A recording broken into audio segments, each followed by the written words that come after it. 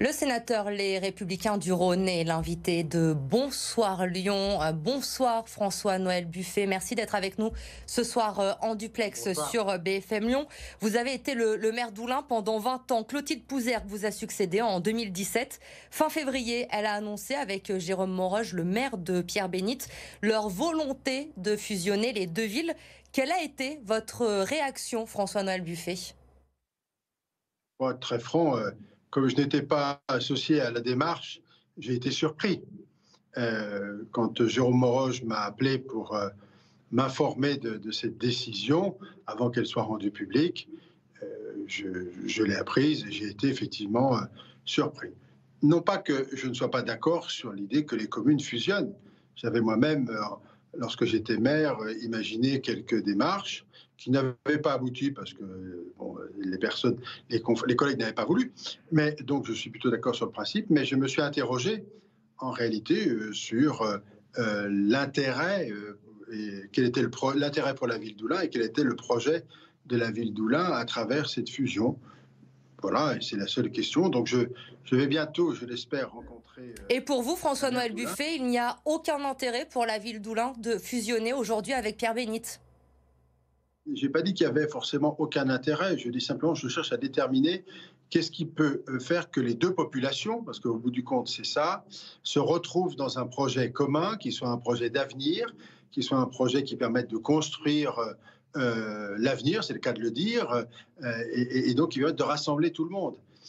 Ça ne peut pas être, me semble-t-il, un projet uniquement fondé sur de la gestion, bonne soit-elle. Il faut qu'il y ait un enthousiasme là-dedans, il faut qu'il y ait un projet porteur. J'imagine que les maires y ont réfléchi, en tous les cas, je le souhaite, et j'espère qu'ils vont pouvoir nous convaincre maintenant. Vous me disiez que c'est Jérôme Mauroge, le maire donc de Pierre-Bénite, qui vous a prévenu. Ça veut dire que Clotilde Pouzergue n'a pas échangé avec vous avant cette annonce et depuis ? Effectivement, ce que vous dites est exact. J'avais sollicité un rendez-vous que j'avais obtenu, qui a été annulé, mais il est à nouveau fixé et je la rencontrerai, pour tout vous dire, demain. Donc vous allez pouvoir échanger avec Clotilde Pouzergue. Si fusion il y a entre Oulin et Pierre-Bénite, on le sait, Jérôme Mauroge deviendrait le maire de cette nouvelle commune. L'hôtel de ville principal serait bien à Oulin. Est-ce que vous avez le sentiment aujourd'hui que Clotilde Pouzergue brade la ville d'Oulin, cette ville que vous lui avez laissée en 2017 ? Voilà, je sais peut-être aller bien loin que de dire ça. Je ne pense pas forcément cela. J'essaye simplement d'imaginer quelles sont les raisons objectives à cette idée et qui portent cette idée. Évidemment, et beaucoup de communes ont fusionné. Il y en a dans le département du Rhône, plutôt de caractère rural. Il y en a d'autre part ailleurs en France. Mais toutes étaient porteuses d'un projet collectif, d'un projet commun, partagé, qu'il faut d'ailleurs partager avec la population pour que les choses soient parfaitement acceptées. Et il faut qu'il y ait un intérêt. L'intérêt auquel je pensais, moi, en premier, qui est un intérêt plutôt d'orientation de la ville, c'est plutôt de l'orienter vers le centre de la métropole et de profiter de l'idée de la muletière. À l'époque, cela est passé, était de profiter des deux synergies qui existaient entre les communes, notamment sur l'aménagement des anciens terrains SNCF qui faisaient la porte sud de l'agglomération lyonnaise. Je trouvais que ça avait du sens, que les Mulatins travaillaient déjà beaucoup avec nous, vivaient beaucoup avec nous, je veux dire.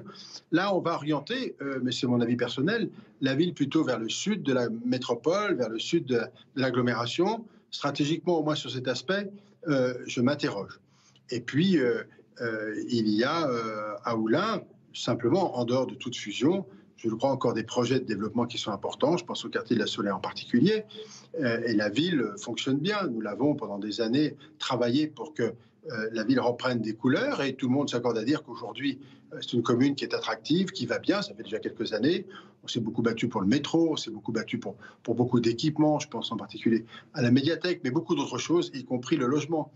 Voilà, donc il faut une stratégie générale de territoire et il faut que la population la partage. C'est ce que je veux essayer de comprendre, de façon à ce que ce soit un vrai projet. À ce stade, je vous le dis, j'aurai, j'espère, des explications rapidement. On l'a bien compris, le projet de fusion que vous espériez quand vous étiez maire, c'était entre Oullins et la Mulatière pour vous rapprocher de Lyon. Là, vous nous l'expliquez parfaitement, avec une fusion avec Pierre-Bénite, la ville d'Oullins se tournerait plus vers le sud de la métropole. Est-ce qu'on peut déjà savoir ou non, François-Noël Buffet, quels seraient les effets pour les habitants d'une telle fusion? Je pense notamment à la fiscalité ou aux équipements des deux villes. Je crois que les maires ont annoncé dans leur conférence de presse quelques objectifs. J'ai entendu parler de mutualisation de moyens matériels. On parle de moyens pour les espaces verts. J'ai entendu parler de mutualisation de police municipale. J'ai entendu parler de quelques autres sujets de cette nature. Mais pour être très honnête, toutes ces mutualisations peuvent parfaitement être faites sans qu'il y ait besoin de fusionner les communes. On peut s'organiser différemment. Sur le plan fiscal, je crois que les maires ont annoncé qu'il y aurait une augmentation de la pression fiscale leur lycée sur le temps. Mais ce qui est intéressant de savoir, c'est dans cette fusion, quelle capacité de développement d'autofinancement, quelle capacité d'investissement pour développer les territoires, quel projet en commun, quel grand projet en commun. C'est de ça qu'il faut qu'on nous parle et qu'on nous explique. Maintenant, vous savez, et vous aurez sans doute de premiers éléments de réponse, on l'a compris, demain, puisque vous allez enfin rencontrer la maire d'Oullins, Clotilde Pouzergue. L'actualité, François-Noël Buffet, ce jeudi, c'est évidemment la réforme des retraites. Le projet a été voté sans surprise ce matin au Sénat. Vous y étiez. Cet après-midi, le gouvernement a tranché. Finalement, il déclenche le 49.3. Quelle est votre réaction à cette décision du gouvernement ? Et ce matin, effectivement, on a voté les conclusions de la commission mixte paritaire au Sénat. Cet après-midi, en tout début de l'après-midi, on vient nous annoncer l'utilisation du 49.3 à l'Assemblée nationale. Ça traduit d'abord le fait qu'il y a un doute sur l'existence d'une majorité pour voter le texte. C'est ça la réalité.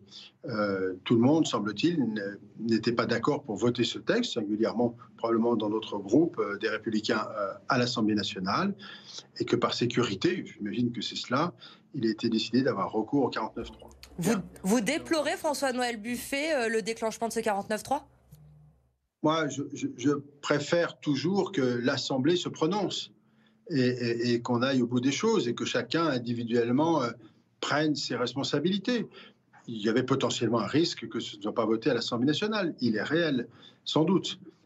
Mais c'était plutôt ma préférence, c'est toujours ma préférence. Après, le 49.3, c'est pas interdit, hein, naturellement.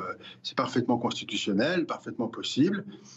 Ça traduit une autre forme d'engagement, un peu plus direct, plus fort.